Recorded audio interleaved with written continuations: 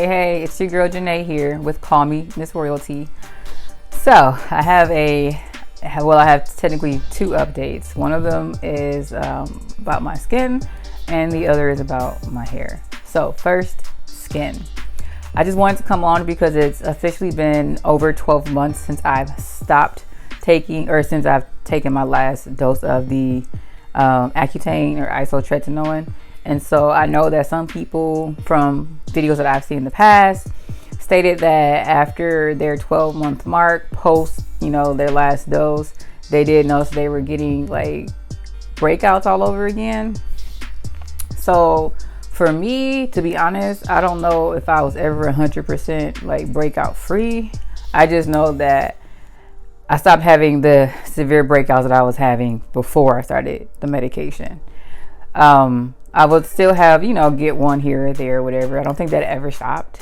But I will say that I'm not getting the reactions to like certain food items that I did prior to taking isotretinoin. For example, dairy. Dairy is one of the foods that I started staying away from, which is part of the reason that I went plant-based, was because that was considered to be a food sensitivity for me, and it would cause my skin to break out. Since having done the medication for the time period and even being off of it, I haven't been off of it for over 12 months now. I don't have those reactions now. Good thing, right? I tend to test the water sometimes, so I went through a period. Actually, there's been a lot going on for the past 6+ weeks anyway, but I went through a period where I was just kind of eating food that was conveniently located as far as like just easy to buy, as opposed to stuff that was healthy for me. And so that included more dairy than I would typically consume, simply because I try to stay as fully plant-based as possible. But I did not notice any reactions, like no breakouts or anything like that. So that's good. My skin regimen is pretty much the same. I still use the Red Rose Naturals. I'm still using the Fenty cleanser and the fat water. And I'm still using the Neutrogena Hydro Boost. The only thing that has changed slightly is that I started using the Neutrogena Hydro Boost Night Serum and I don't remember what it's called. I'll go get it. But it's like their morning boost or something like that. Bright Boost. I started using that just to see like what kind of difference it makes in my skin. Honestly, I can't see one. The regular Hydro Boost gel to me is still the best. It still makes my skin feel the best and look the best. So I probably will never purchase those two items from Jenee again, and I'll just stick with the Hydro Boost gel cream that I've been using. So that's the update on my skin. I still do my dermatologist gave me a prescription that's like the hydroquinone mixed with the tretinoin, like topical. And so I use that as needed. I don't put it on my entire face every night or even every other night. That was what was medically prescribed. I just don't feel the need to. If I have like one breakout here or there or whatever, I'll just use a Q-tip and I'll just put it on those areas at night.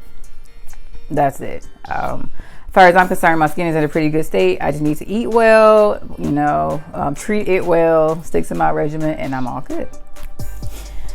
Now, my hair. So I've been like tickling at this whole idea of getting locks for a while now. I actually did my own inner locks spring 2020. I ended up cutting them out around December last year, and now my hair is long enough for it to get locks. I got traditional locks. So actually October 30th I got my locks installed. So as I'm recording this video, it's the day after, so I slept on it already. She did do the palm rolling. She didn't use any gel. She used all plant-based products, which I prefer. My scalp does not like gel. I've learned it the hard way. So the first time I went to get the comb coils with the hope of using those as my starter locks, I had to wash them out in less than a week because my scalp was just so irritated from the gel. So this is a completely different stylist, and she uses only plant-based products, and she didn't use any gel. And so she washed me, the whole shampoo, conditioner, blah blah blah. She uses her own hair butter, and so she did apply that to my hair, and she just palm rolled it, clipped it, set me under the dryer, let them dry, and then she took the clips out. So this is what I have. I'm going to add some images in there that kind of shows you the front, back, and side. I have not counted my locks. I have no idea how many are in my head. All I know is that they're in there and they're gonna stay in there. All right. So as far as I'm concerned, that's the goal. And that's a good thing. We'll see how well I do at maintaining them. She recommended that I go get them retightened every 3 weeks. So that's what I plan to do. I'm not going to shampoo them myself for the first couple of months. I'm going to just go to her when she retwists them. I'll just have her shampoo them too. So she'll shampoo, retwist, and send me on my way.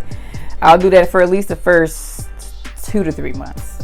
She said it may take 3 to 4 months for my hair to actually lock, and that's fine.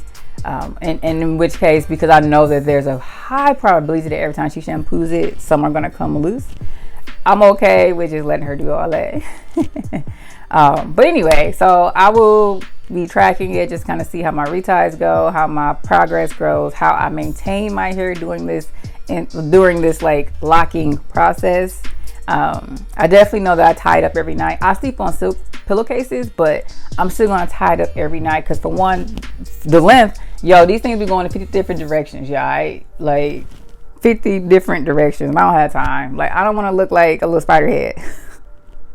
Y'all know it's rough out here when you're in the beginning stages, but also because I just want to make sure my hair is protected, just protected at all times when I'm sleeping, because things happen, I don't know. So I just want to make sure that I keep them neat and clean, and I don't want them to get filled up with like lint or anything like that. So if I keep it covered up, to keep it protected, it kind of reduce that possibility, and especially in between shampoos or and retightens, so that when I go to her, it's easier to just do the shampoo process, get all the excess product out, and then she can just apply what is necessary for the retie. But that's it. I mean, if anyone else has gone through this lock journey, what have you learned? What did you like? What did you dislike? What type of advice do you have? I'm all ears. Definitely open to read what people have to say. Any products that you have used that work best. She recommended I do everything that's plant-based because it's just lightweight and better for the hair, and it penetrates the shaft better. I'm in agreement with that simply because my scalp tends to react to stuff. I don't have time. So I'm open to at least hearing people's experiences. Definitely share. But that's all. That's my update for today. If you have something to share, please share. Comment below or wherever the comment section is right now. Like, comment, share, subscribe. Thanks for watching. All right. Here you go. I just reparted these two because I felt like this one was super thick and this one was super thin. Now this part looks super thick, but the hair is thin right there. This is that area she said was shorter and thicker than the rest of it. So I don't know what else to do about that. But anyway.